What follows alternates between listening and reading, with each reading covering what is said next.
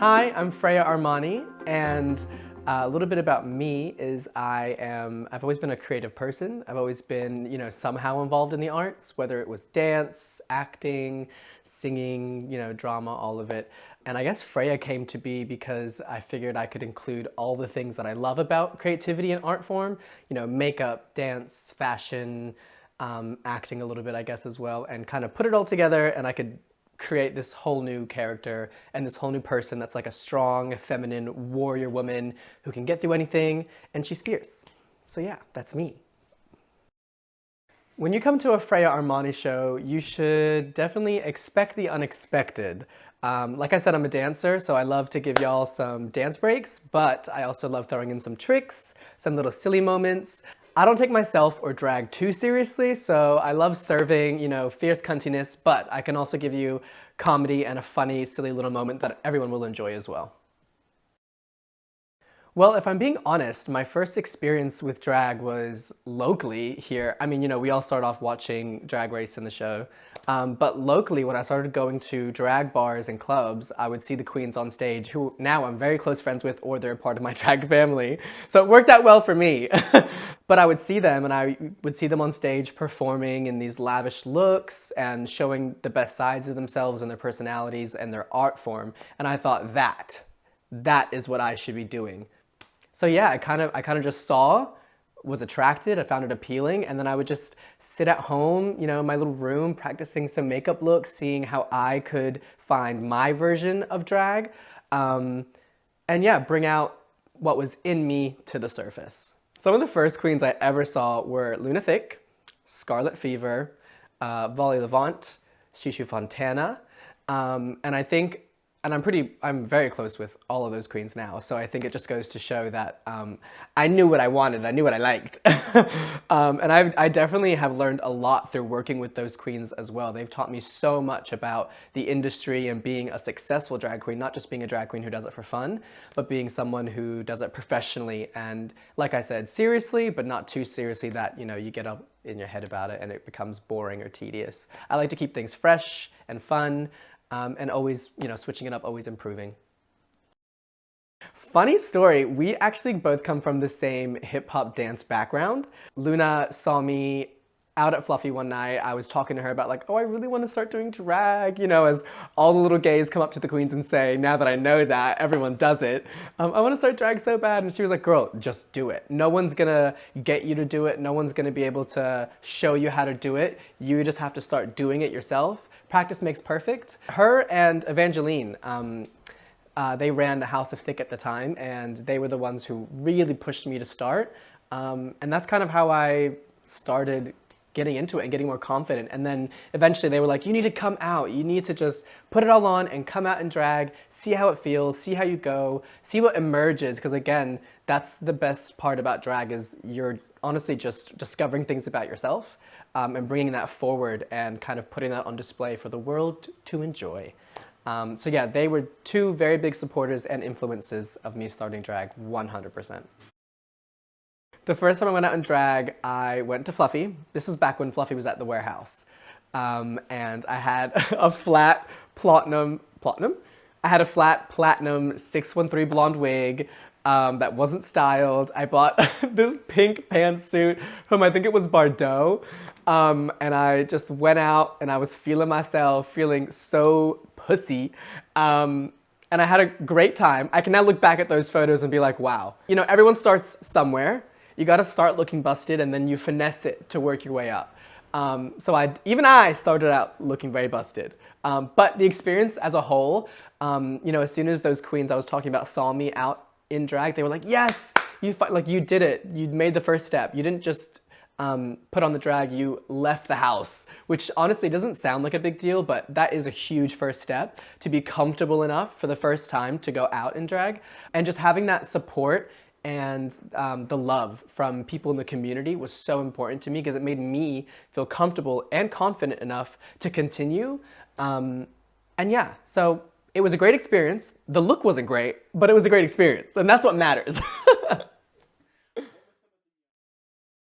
The way I felt the first time I did drag is immensely different to how I feel about drag now. If I'm being completely honest, the first time I went out in drag, I felt very insecure.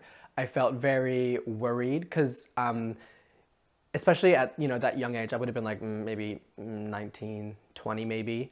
Um, you're still growing up. You're still learning how to love yourself. You're still learning how to love things about you that you are in the moment discovering. So even though you put on the face and you try and strut around and feel confident, I definitely did feel confident, but still insecure in a way. And I think through time, the genuine confidence that comes from within is something that not only you learn, but it grows from inside you as well. And I felt like the root of the essence of who I am in drag and out of drag was planted, and I feel like it's just bloomed and grown since then. And now I don't even think twice about throwing on a wig and heels.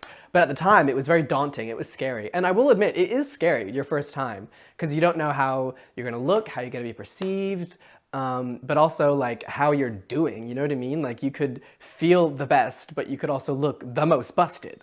And again, it's all a learning experience. So yeah, for me, I definitely felt some of those negative emotions, especially because I wasn't really a confident person back then as well. But drag has definitely shown me the confidence that I need comes from within, and I can, for lack of a better word, feel it through my whole body now. I'm like vibrating with it, and that's something I had to learn and again grow. But yeah, it was an experience for sure. As a full-time drag queen, I typically perform anywhere from 3 to sometimes 5, if I'm pushing it 6 times a week. But that can be anything from private events to hens parties to club events to bars to bingos to brunch to like special event parties. I do a lot of corporate gigs as well. So when I'm full-time, I like to pad my week out as much as I can. And I also make sure that I do have some leniency with rest days or even a half a day of rest as well. For me, I found that it's important for me to look after my body and also my mental health because being in drag so often can be very confusing and sometimes a lot on the body as well. Thankfully, growing up as a dancer, you learn so many stretching techniques, meditation techniques, and things that can help you with longevity. Um, but yeah, a typical week, I would say, like, I would be rehearsing maybe 3 days a week and then performing 3 days a week, and then I would have one day off. I always try and make sure I get that one day off just for my sanity. So yeah, I definitely think it's not for the faint-hearted because I know a lot of people need a separation from drag. So having a day job or a separate job really helps them keep those lives separate.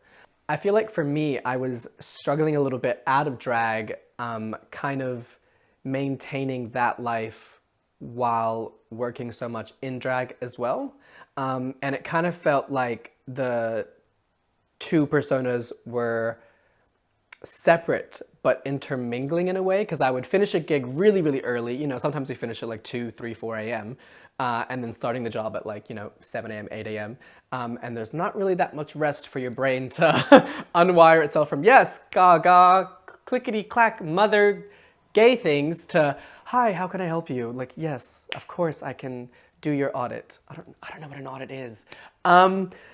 It came to a point where I would be working, an 8-hour shift in the office or at the restaurant, whatever job I was working at, and then having to quickly run home, quickly change, shave, and get all this on. And for me personally, I just couldn't take two jobs that were so completely and widely different. I actually started to thrive when I left my day job and I was like, cool, I can actually focus my energy, I can invest more money into the art form and the job, because I do think it is a job, that I'm passionate about and that I also love doing. Are there days where I'm like, oh my God, I have to get up so early and put on all the makeup? Yeah, of course, duh. But at the same time, I know that, once the hard part's done, you're gonna have a great time and you're gonna enjoy it and you're gonna love it.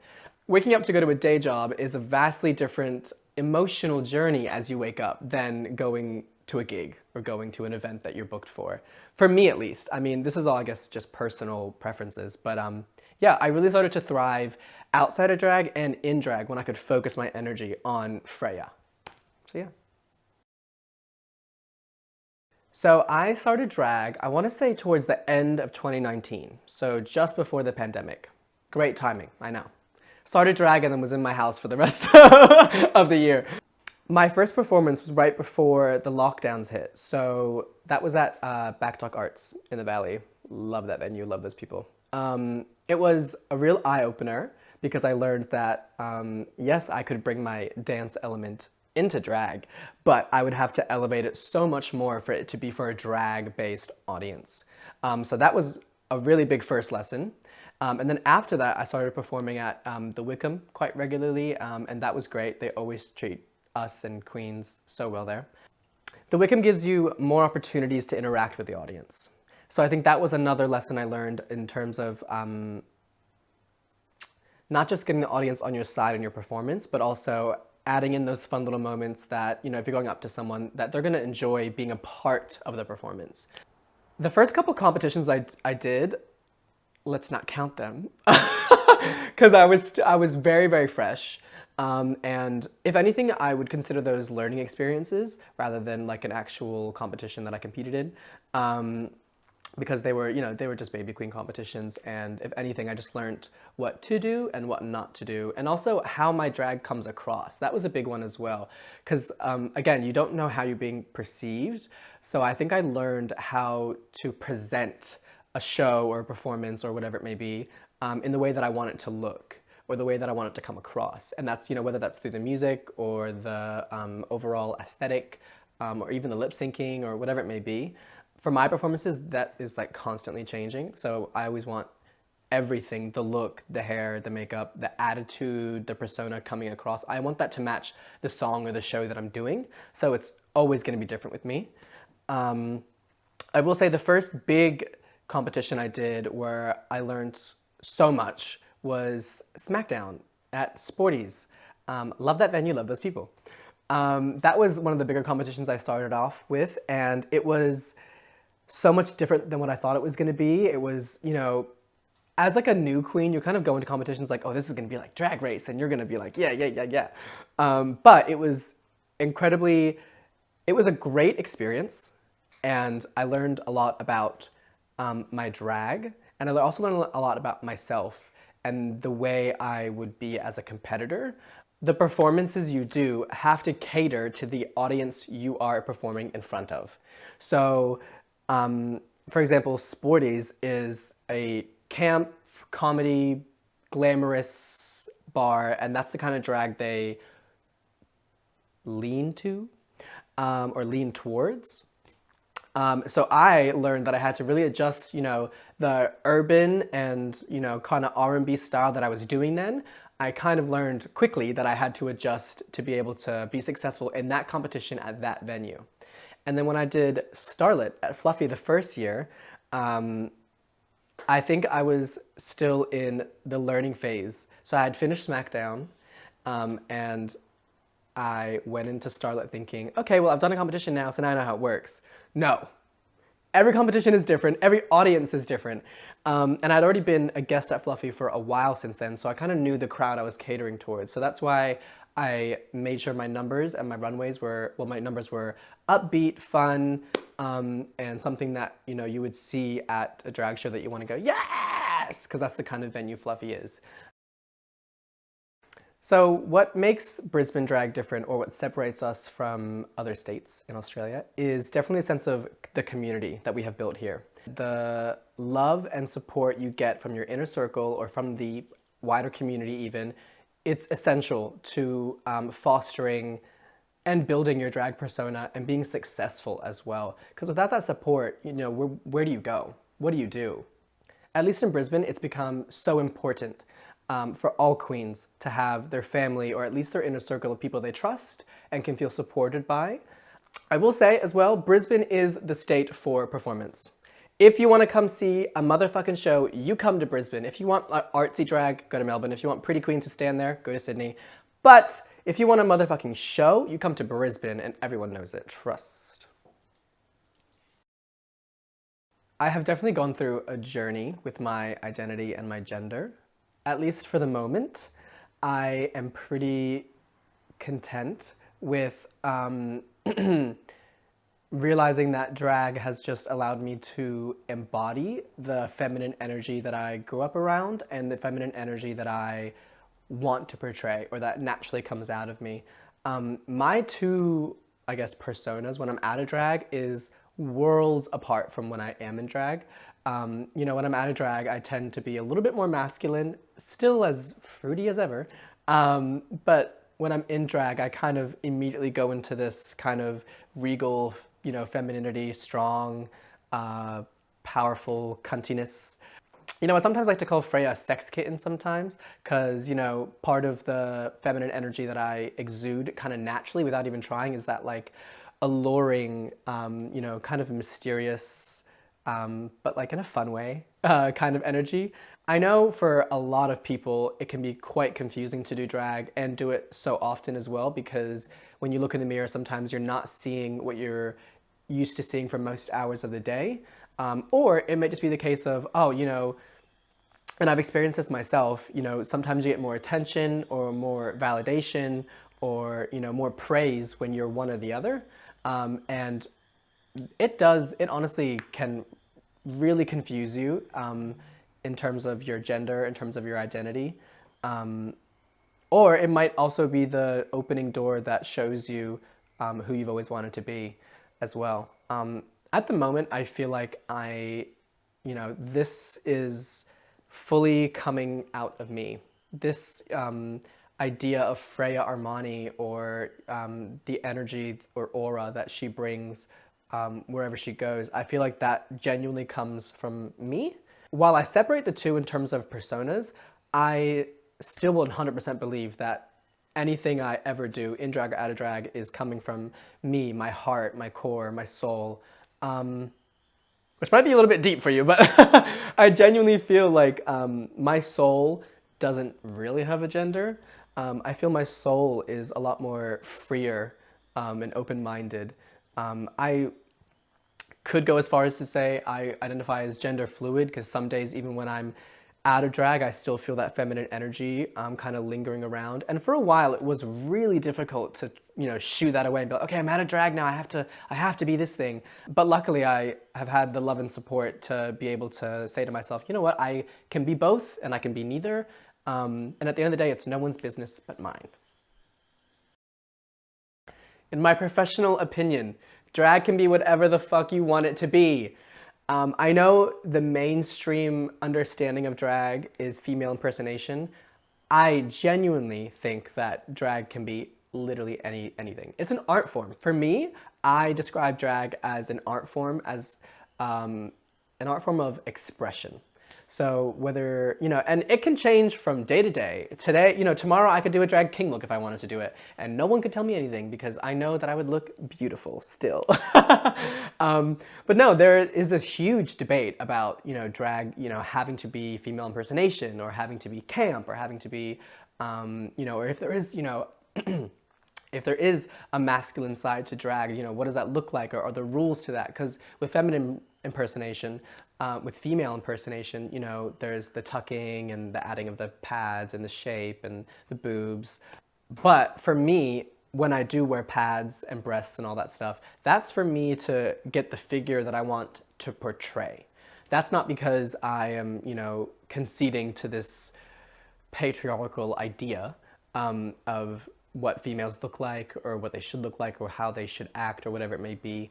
I think some of the best drag we see comes from AFAB queens, assigned female at birth queens, drag kings. There are so many drag kings across Australia who have created a fully realized character, a fully realized persona that exudes like hyper masculinity or even masculinity in terms of they turn it into a joke. I know there are so many performers even in Brisbane who do burlesque as well, which is another art form that is separate from drag, but at the same time I think they are intrinsically linked. And yeah, I don't think drag has a gender. I don't think drag should be one or the other. I think drag is everything and anything in between male and female.